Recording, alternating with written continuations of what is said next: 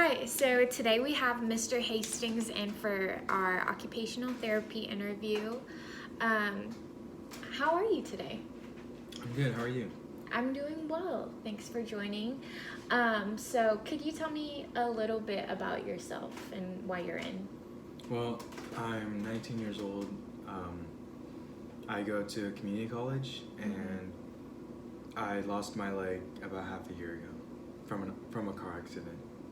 Okay, and how have you been coping? How has life been ever since the accident?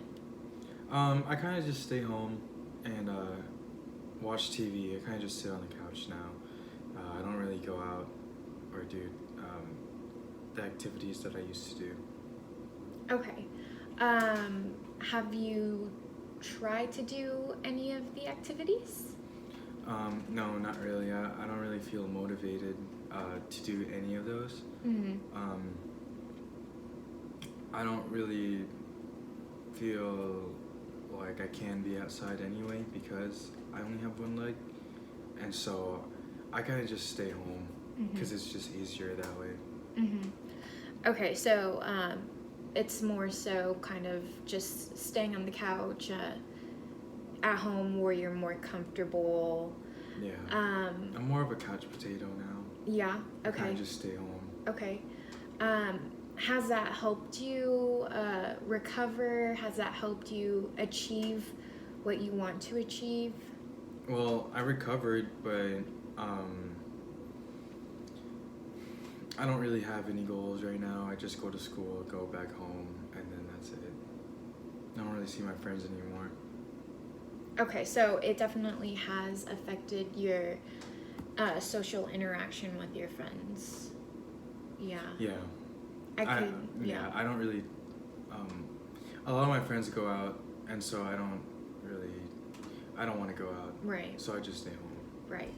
I can only imagine how kind of like this social isolation has brought up kind of almost like a discouragement.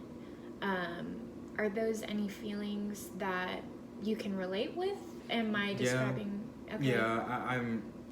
Um, I'm just discouraged to go out, or I just. I'm insecure with what what people might see, and I'm worried that if I'm on my crutches and I'm walking too slow, then they might have to walk slower just because I'm slow. Yeah. So, yeah, I am discouraged, but at the same time, I'm just more comfortable staying at home anyway. Okay. Could you tell me the past activities, the past passing times that you did, just kind of like extracurricular activities or Like before? before, the things that made you happy, the things that you did Well, for fun? I played a lot of basketball, a lot of volleyball, and I skated. All those you need both legs, so those are the only things that I really enjoyed and what I did, especially growing up in high school, and so I don't do those anymore. Okay. Well, there are definitely ways that you can still participate if you are open to it. And I'm sure there's kind of still, I guess, a struggle that's kind of going on, especially like with being open about the recent or just the accident in general. You know, social interaction is very, very important, especially at your age where you're still growing up and you still have a lot of things ahead of you. Um, so, would you be interested in kind of receiving more occupational therapy on how to participate in those occupations more and maybe opening up to increase social interaction just to, I guess, increase your quality of life? Well, maybe for now, something that doesn't require being with other people. Okay. If there are activities that I could probably do myself for now, Mm-hmm. I'm more comfortable with that. But I'm not really sure if I can just be around Right. other people. And I've noticed that the longer that I stay away from people, the harder it is to, just start talking to them again. Mm-hmm. And so maybe for now, if I do consider these things that you're offering, I'd rather just do it by myself. Alone, right. And that's definitely possible.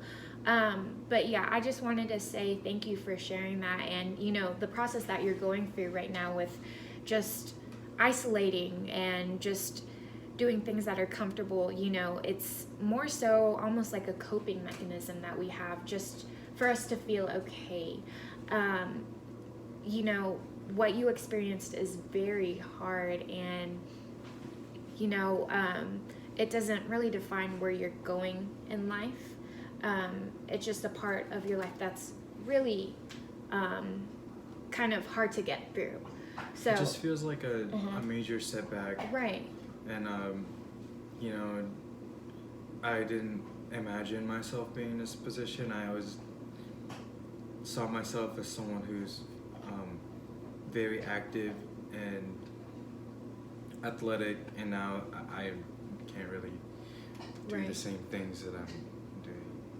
Right. So you feel like it's kind of stripped away part of your personality, parts of the things that you really it's enjoy. like part of me. Yeah. Right. Yeah. And those are all definitely negative feelings and attributes that, like it's all valid, But I'm here as an occupational therapist. I'm here to help you kind of gain those parts of your life that you did before, and implement them into your life now using different adaptations and modifications.